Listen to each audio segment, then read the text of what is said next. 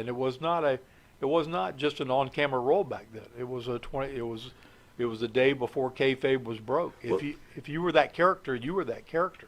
But that's what I'm thinking. I'm thinking, look, you fall in love, you want to get married, right? That's how we're taught, the natural thing to happen. But at that point, you're not Magnum TA, and all of a sudden now you become this icon.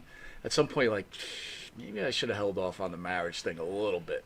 And and there's things that about the whys and the wherefores and why all that came to be that in retrospect I can say hey that was just a really bad.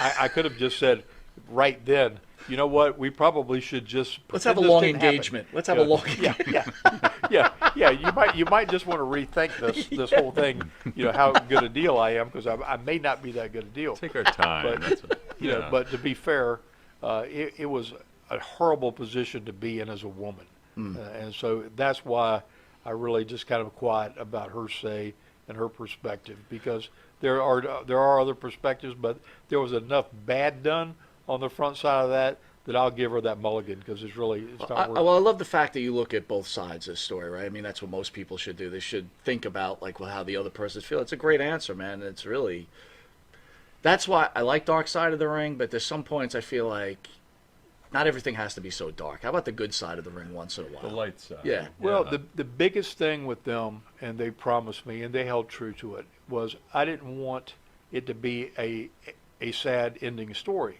I wanted it to be a story of adapting and overcoming and moving on to another chapter, rather than what could have been, what should have been, what all that stuff. Fell into, he fell into this and that and the other, and just travesty after travesty.